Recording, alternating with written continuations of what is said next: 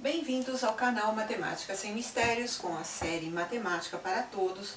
Hoje é um dia especial que nós vamos dar continuidade à correção da prova AP do 8º ano do ensino fundamental da escola pública. E nós havíamos feito isso até terça-feira passada, fazendo os exercícios até o 10.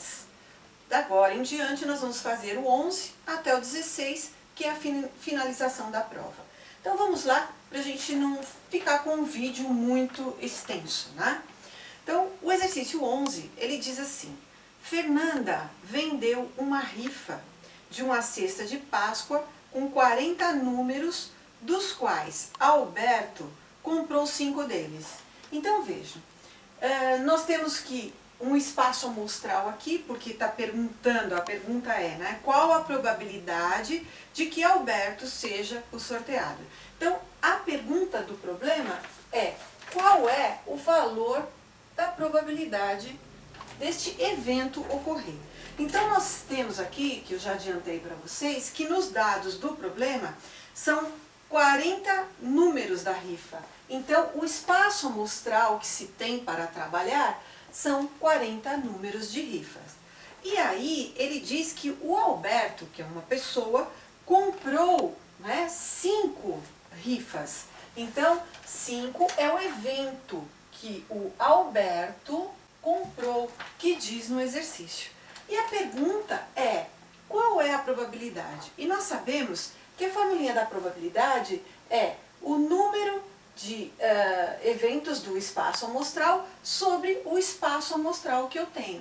Então, se eu quero saber a probabilidade, basta jogar os valores que eu tenho no problema e eu já encontro esse valor. Então, quem é o N de A para nós aqui? É o número do espaço, de eventos do espaço amostral. Então, nós vamos ter aqui, que é 5. E qual é o N de ômega aqui, né? Que foi chamado pelo centro de mídias, a formulinha, com essa nomenclatura. Então, eu estou repetindo como no centro de mídia para vocês acostumarem com a mesma nomenclatura. Então, qual é o número de, de elementos do espaço amostral? 40. Aí, eu vou lá na resposta pensando que é 5 sobre 40, só que eu encontro em porcentagem. Então, o que eu tenho que fazer? Eu tenho que dividir o número 5 pelo número 40. Então, tem que ser feito 5 dividido por 40. Né? E usando os conhecimentos da divisão, que eu já expliquei para vocês em sala de aula, vocês vão encontrar o valor 0,125. Se vocês tiverem dúvidas para resolver essa conta de divisão, coloquem nos comentários, que eu explico para vocês como fazer. Eu estou supondo aqui que nós já trabalhamos essa ideia da divisão em sala de aula e nós não precisamos perder tempo fazendo conta da divisão. Mas eu preciso transformar esse número em porcentagem. Então, o que eu faço? Eu vou dividir por 100. Eu quero saber quanto que ele vale em 100 partes, né? Por 100. Então, eu vou pegar esse número e vou transformar ele em fração, aonde o denominador vai ter que ser 100, porque eu quero fazer em porcentagem esse valor. Se eu quero fazer por 100, eu tenho que pegar 2 casas decimais e passar para frente da parte inteira desse número decimal. Né? Então, eu vou ter 12 e o 5 vai se manter lá, vírgula 5, que é a transformação desse número em fração. Se ele está por cento, então eu já tenho aqui o quê? 12,5%. Essa seria a resposta desse exercício, ou seja, a letra C. Ok? Exercício 12. Exercício 12, então.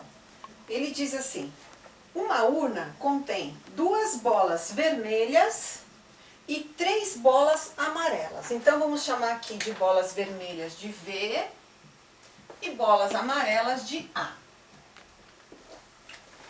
E aí nós vamos ter o pedido: qual a probabilidade de, ao tomar uma bola ao acaso, então, tá lá dentro da urna as bolas, vai pegar uma bola ao acaso, pode sair qualquer uma, né? Ela ser amarela. Então, a probabilidade que eu estou especificando é que essa bola seja amarela. Então, eu quero saber o P de A, quanto é. E aí, eu tenho o quê? O número de A pelo número de eventos, né, do espaço amostral. Então, o meu espaço amostral é o total que eu tenho. Qual é o total que eu tenho? É o número de bolas vermelhas com o número de bolas amarelas. Então, é 5. Então, esse é o meu espaço amostral. O número de bolas amarelas, que é a probabilidade que eu estou procurando. Qual é a chance? É 3. Então, eu escrevo 3. Logo, qual é a probabilidade de acontecer ao acaso de eu pegar bolas amarelas? 3 sobre 5. Aí eu vou lá no exercício e observo que está tudo em fração. Então, a resposta já está pronta. 3/5. Letra B. Simples assim. Se tivesse em porcentagem, teria que fazer o mesmo raciocínio do exercício anterior. Dividir a fração e transformar em porcentagem, porcento. Exercício 13. O problema é se a capacidade de um tanque de combustível de um certo veículo é de 40 litros, então a capacidade de um tanque de combustível de um veículo total é de 40 litros, né? Qual a porcentagem de combustível que terá o tanque quando essa capacidade for de 4 litros? Então, quando for 4 litros, quantos por cento vai ter no tanque de combustível? Então, vamos pensar numa regra de 3, que vai ser a forma mais fácil de podermos resolver esse problema. Então, nós temos que a capacidade total é 40 litros. E 40 litros, então, vai corresponder para nós a 100% do total. É a totalidade do tanque. E aí, eu quero saber 4 litros, quantos por cento são? Vamos chamar de X. Quanto que é essa capacidade? Tá certo? Se é uma regra de 3, então é uma regra de 3 simples, eu posso multiplicar em cruz. Então eu vou ter 40 vezes x, 40x. 4 vezes 100, 400. Então, 40 está multiplicando o x, ele passa dividindo. Então, fica x igual a 400 dividido por 40. Dá para simplificar o zero do 400 com o zero do 40 e eu vou ter 40 dividido por 4, que é igual a 10, olha a unidade, por cento. Então, 10% é a nossa letra B aqui. E o exercício simples está resolvido. Tá claro? Exercício 14. Então, exercício 14, vamos lá, que ele tem uma historinha para contar para nós. Olha, ele diz assim: um automóvel percorreu inicialmente 3/11 de uma estrada. Então, numa primeira etapa, faz de conta que isso aqui é estrada, ele percorreu 3/11.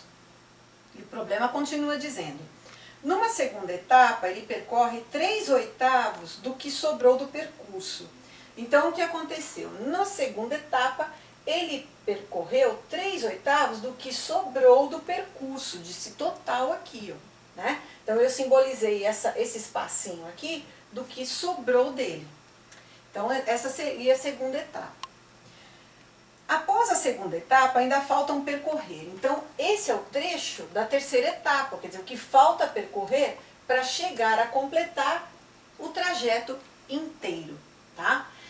Então, o que a gente tem que fazer para poder descobrir qual é esse valor? Primeiro, que tudo isso aqui é um inteiro. Então, se ele é um inteiro, ele é o 11/11, ou seja, o que representa, a fração que representa a estrada toda. Então, a soma dessa primeira etapa, com essa segunda etapa, com essa terceira etapa, vai dar 11/11, né?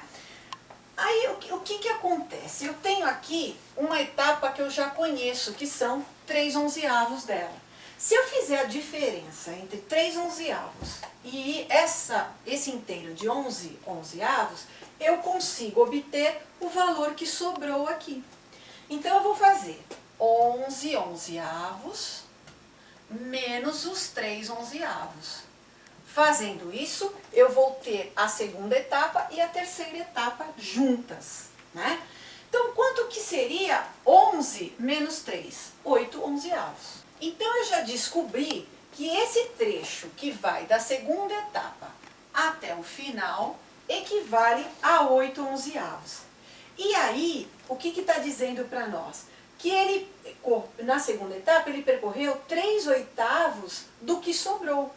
O que sobrou não foi os 8 onzeavos? Então, ele percorreu 3/8 de 8 onzeavos. Esse D, ele simboliza para nós uma multiplicação. Então, é a mesma coisa que 3/8 vezes 8 onzeavos. Como isso é uma multiplicação, eu posso simplificar o 8 com 8 e eu obtenho aqui 3 onzeavos. Porque aqui fica 1 e aqui fica 1. 3 vezes 1, 3. 1 vezes 11, 11. E aí eu já descobri que na segunda etapa nós também temos um trecho de 3 onzeavos. Aí a pergunta é, falta ainda percorrer quanto, né? Quanto que eu tenho aqui para percorrer? 3 onzeavos mais 3 onzeavos e o que sobrou aqui. Que vai dar os 11 onzeavos. Então seria o quê? 11 onzeavos, que é o inteiro, menos os 3 onzeavos, menos o que eu descobri que é 3 onzeavos. E aí o que sobrar é o que lhe falta para percorrer. Então vai ficar 11 menos 6, 5. 5 onzeavos. Então a resposta do problema é 5 onzeavos, ou seja, a letra B, o que falta para percorrer. Eu espero que vocês tenham entendido todo o raciocínio com esse esqueminha. Se não, coloquem nos comentários e a gente faz uma nova explicação para vocês, para até que vocês entendam. Exercício 15. Então, no exercício 15, o enunciado diz assim: os quadriláteros que possuem um par de lados paralelos. Então, vamos imaginar algo desse tipo, né? Um par de lados paralelos. Ainda não é um quadrilátero, né? Nós estamos só pensando nos lados paralelos. E um par de lados não paralelos, então um par de lados não paralelos é um lado reto e o outro oblíquo. Seria essa a ideia, né? São chamados de quê? Então, um quadrilátero que tem esta característica é um trapézio. Então, apenas a letra C, ok? Então, lados paralelos e lados que não são paralelos, ok? Exercício 16 e último. Exercício 16, ele diz assim: calcule o valor da expressão numérica. Então, é dada a expressão, pede para calcular, para assinalar qual é a alternativa correta. Então, aqui nós temos que, de novo, como comentado nas aulas anteriores, né, porque não foi só uma não, nós vamos primeiro resolver a potência ou radiciação, na sequência a multiplicação e divisão e finalmente adição e subtração na ordem que aparecer. Então, primeiro nós temos uma potência aqui, então vamos resolvê-la, que vai ser menos 2 ao quadrado. Qualquer número elevado a um expoente par, ele sempre terá como resultado um sinal positivo, e sempre será um número positivo. E 2 ao quadrado é 2 vezes 2, que é 4. Não é esse 2 vezes esse 2, é a repetição desse número 2 vezes 2, tá claro?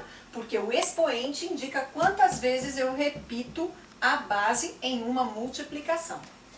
Depois eu tenho aqui uma adição, eu mantenho a adição, mas eu posso resolver a multiplicação, porque ela é independente da operação de potenciação. Então, 6 vezes 3, 18.